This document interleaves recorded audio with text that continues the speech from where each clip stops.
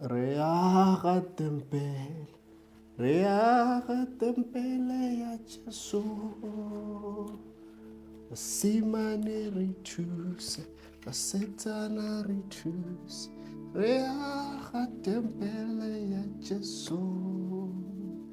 I thought I was going to come in with a fresh sound, but I just feel like repeating the same song over and over again as an invitation to anybody who's ever going to come across this video, an invitation to build God's kingdom. As we are going through the book of Acts, as we are inspired by these apostles to go out and to build God's kingdom. Today we are landing on chapter 18. Paul is continuing with his missions. Then Paul left Athens and went to Corinth. There he became acquainted with a Jew named Aquila, born in Pontus, who had recently arrived from Italy with his wife Priscilla. They had left Italy when Claudius Caesar deported all Jews from Rome. Paul lived and worked with them, for they were tent makers just as he was. I think it's in 1 Corinthians, Paul tells us that he was doing this so that people will not look at him and say, oh, this one is looking for converts so that he can enrich himself. Which means then there are those who are going out and looking for converts under the pretext of, oh, we are evangelizing. But really their real goal and their real motive is to enrich themselves. But Paul is saying, I'm going to make tents and sell them so that I can have money to be able to continue going on these mission trips. Because the reality of the matter is that ministry needs funding of resources. There is no organization that can run, there is no movement that can move forward without resources. I remember a couple of years ago in one of our neighboring countries, there was a huge story that broke out on social media, and people were in an uproar about it because the church was charging the family to come and host their funeral at the church. And I think if I remember correctly, the person was not even a member of that particular church. So here is my question. Understandable, it's a funeral, and you would expect to get away without paying some things because it's a funeral. So we should be understanding to that certain extent. But here you are, you want to come to a church, right? Sit on a chair. Who paid for that chair? Use mics, use speakers, use manpower because you will need sound people there. Who's financing those? You will come in, you want the lights to be on because it will be dark. Who's going to pay for that electricity? Even after you guys are gone, who's going to clean up after? Who's going to be collecting the waste afterwards? If you go into the toilet, you're going to expect there to be water in the toilets, to the toilets to have soap. Who's going to be purchasing those? So all of these things that I have mentioned, they need money to be there. They need resources. So let us also be encouraged in our different communities that we meet in. Coming with understanding that this building that I'm entering into, for this thing to move, to work, resources have to be there. So let us be generous in our different communities. So verse 4. Each Sabbath found Paul at the synagogue, trying to convince the Jews and Greeks alike. And after Silas and Timothy had come down from Macedonia, remember he had sent a message to Silas and Timothy to come down as ASAP. Paul spent all his time preaching. He testified to the Jews that Jesus was the Messiah.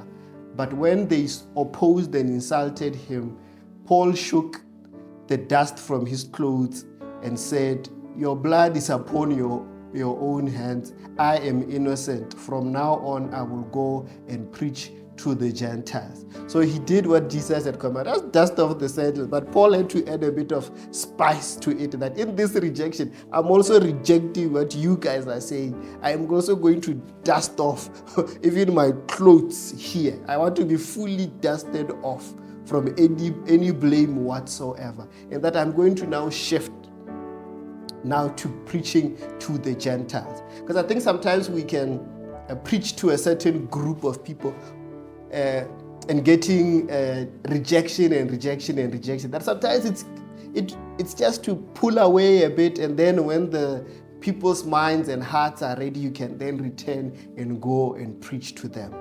Then he left and went to the home of Titus Justus, a Gentile who worshipped God and lived next door to the synagogue. Crispus,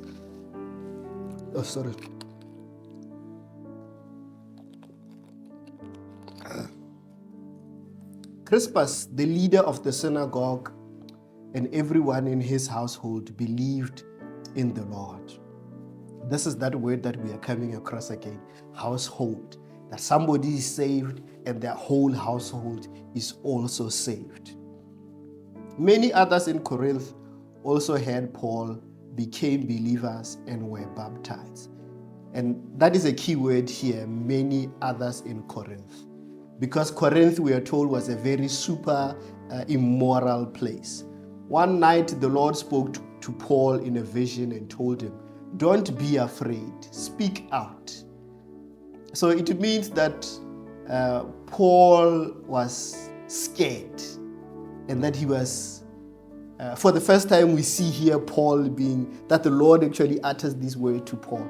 That means Paul was in Corinth and Paul was scared, and that he was feeling like now retreating. That God says, no, speak out, do not be silent. So he finds himself in this place. And I guess just because of the super immorality that is there and whatever challenges other that he was facing, that he finds himself in this particular situation.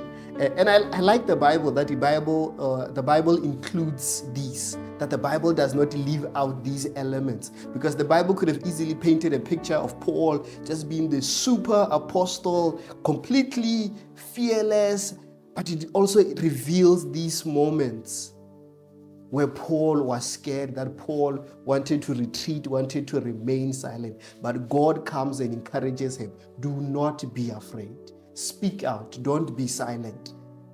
Because Paul was feeling like now just holding back, remaining silent. Because you can also understand that, I think also a bit of discouragement, because here you're preaching to people and people just seem to be rejecting what you are saying. For I am with you. So this is God. God continues and says, I am with you. So in that moment, also for us of loneliness, we should be reminded that God is with us. And I think this statement of I am with you means presence, that my presence is with you, that I am close to you. So I am going through, I feel what you are feeling, in a sense.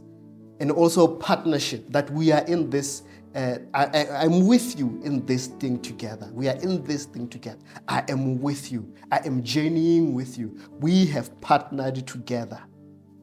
No one will attack and harm you. So people will try to attack, but they will not harm you. For many people in this city belong to me. Remember that word that I said. Many others in Corinth also had Paul and became. So God had many other disciples in that city. That in that moment where you are feeling alone, that there are many brethren in this city. Do not grow discouraged. You have done the work. Do not grow discouraged. So Paul stayed there. After this encouragement, I'm sure Paul was now thinking, maybe it's time now to dip and leave this place. But he remained there because of what the Lord had said to him. So Paul stayed there for the next year and a half, teaching the word of God. And I think this vision that Paul had just had, I think it's also an encouragement for us, that as we venture out and say, I'm going to do what the Lord is telling me to do, that we shouldn't come in and expect that, oh, it's going to be smooth sailing all the way, zero challenges, that you are going to have these moments of discouragement, these moments of just feeling lonely, these moments where you are just scared and you just feel like retreating, that these words also apply to you in this moment, that do not be afraid. In that dream that God has given you that just seems way too big, do not be afraid.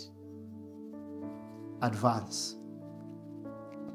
But when Gallio became governor of Achaia, some Jews rose up together against Paul and brought him before the governor for judgment. They accused Paul of persuading people to worship God in ways that are contrary to our law. But just as Paul started to make his defense, so Paul was just about to say, but Gallio turned to Paul's accusers and says, listen, you Jews, if this were a case involving some wrongdoing or some serious crime, I would have a reason to accept your case. But since it is merely a question of words and names in your Jewish law, take care of it yourself. I refuse to judge such matters. So here the governor is saying, this is not a serious crime. This is a religious matter. So I, as the government, we are going to restrain from involving ourselves in religious matters. So you handle and settle your matters. And he threw them out of the courtroom. The crowd then grabbed Sosthenes, the leader of the synagogue, and beat him right there in the courtroom. But Gallio paid no attention. So Gallio was just like, no, this has nothing to do with me. And I think you can just see how wild these crowds were. That these were a different level of mob, that these people's minds were just crazy and wild, that even right there, that they grabbed the leader of the synagogue and beat him right there. That these were just people. I think when we think of persecution, sometimes I think maybe we can just water it down a little bit. But you can see that the people that Paul was encountering, these people were just wild. Paul stayed in Corinth for some time after that. Then he said goodbye to the brothers and sisters and went to nearby Cenchrea. There he shaved his head according to Jewish custom, marking the end of a vow. Then he set sail for Syria, taking Priscilla and Aquila with him. So, as was Jewish custom, Paul here had grown his hair as a vow, as a way of consecration. As consecration, he had grown his hair. And now we see him here that marking the end of that. And I feel like this could partly have been to do with what he was facing while in Corinth.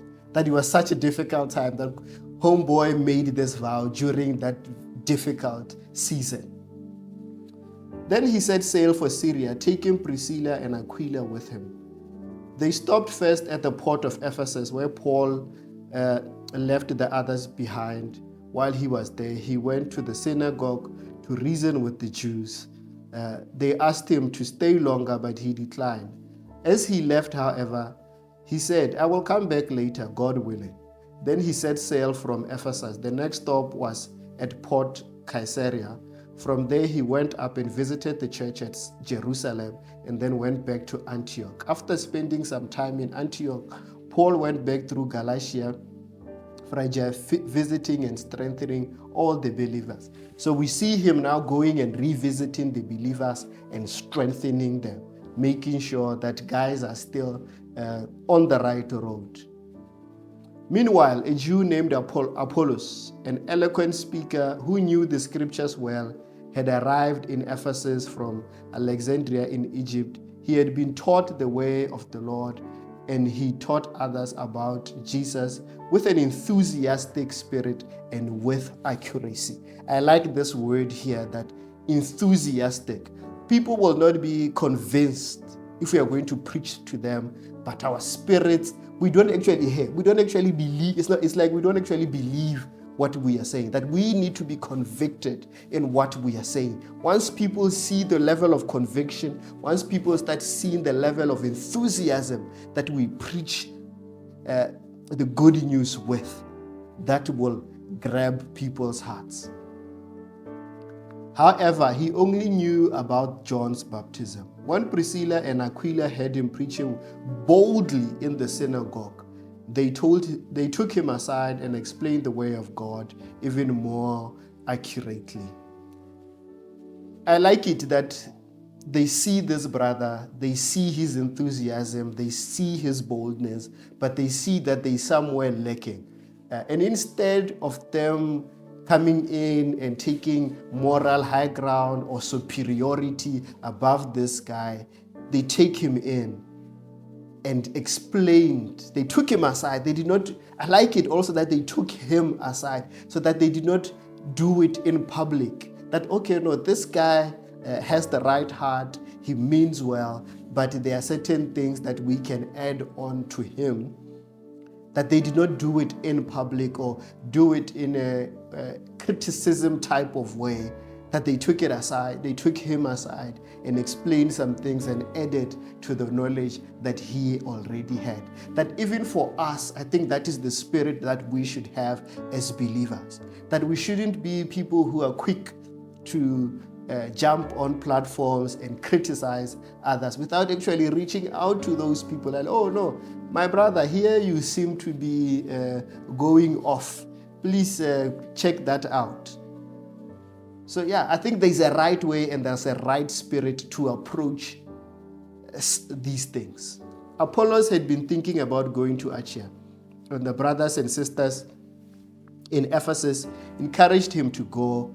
They wrote to the believers in Achaia asking them to welcome him. When he arrived there, he proved to be one of the great benefit to those who by God's grace had believed. He refuted the Jews with powerful arguments in public debate. Using the scriptures, he explained to them that Jesus was the Messiah. And I believe what Priscilla and Aquila did, it further encouraged him. Because had they approached it in another way, in criticizing him, that could have shut him down and made him just say, okay, let me just move away from it. But that others then benefited from him. And I think as young men or as young believers, we are really looking for and hungry for mentors to come alongside us and mentor us on this journey, to strengthen us on this journey. So guys, as we started this, which is how we are also going to end it, this is an invitation that we are sending out. The Bible tells us that the laborers are few, but the harvest is plentiful. Let laborers arise. And let us build God's kingdom. Let us advance God's agenda in the nations.